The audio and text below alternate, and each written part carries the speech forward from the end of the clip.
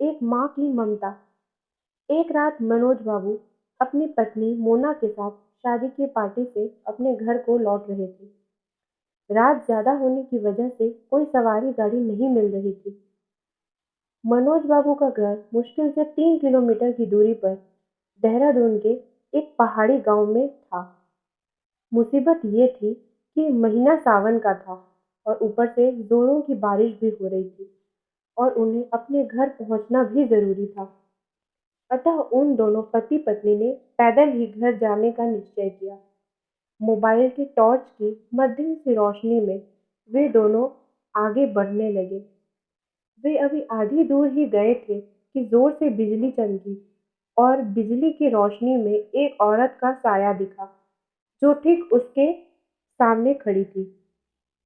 इस सुनसान सी सड़क पर रात के अंधेरे में अकेली औरत को देखकर उन्हें डर लगा और मन में तरह तरह के विचार आने लगे कि कहीं ये कोई है, जो भी हो देखा जाएगा।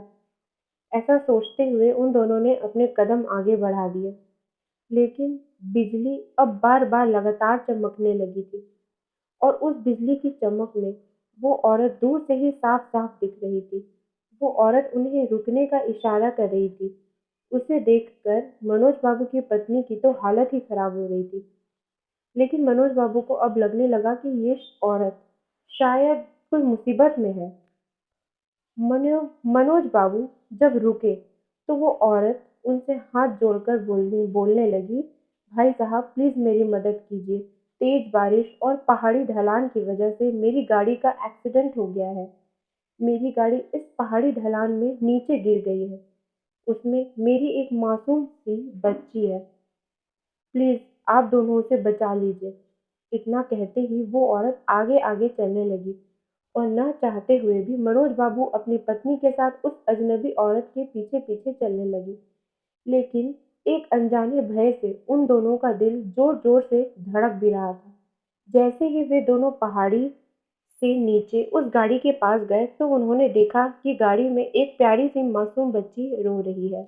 मनोज बाबू ने बच्ची को गाड़ी से निकाला तो पाया कि बच्ची बिल्कुल ठीक है। मनोज बाबू ने उस बच्ची को अपनी पत्नी की गोद में दे दिया। फिर मनोज बाबू को लगा कि ड्राइवर के सीट पर भी कोई है। जब वो आगे जाकर देखे तो उनके होश ही उड़ गए, क्योंकि ड्राइवर की सीट पर वही औरत खून से लथपथ होकर मरी पड़ी। मनोज बाबू को अब सब कुछ समझ में आ गया था। वे दोनों पति पत्नी बच्ची को अपने गोद में लेकर अपने घर की तरफ आगे बढ़ गए। रास्ते में उनकी पत्नी ने उनसे पूछा, वो औरत कौन थी? फिर वो औरत दिखाई क्यों नहीं दी? कहीं वो कोई? मनोज बाबू बोले, वो एक माँ थी, मर कर भी अपने बच्चों के लिए तड़पती है जो, वही एक माँ थी वो। मनोज बाबू की ये कहानी सुनकर तो दोस्तों मेरी आंखों में आंसू ही आ गए। दोस्तों, अगर कोई मुसीबत में हो तो उनकी सहायता ज़रूर करें। क्या पता हमारी एक छोटी सी कोशिश किसी की ज़िंदगी में बहार ला दे।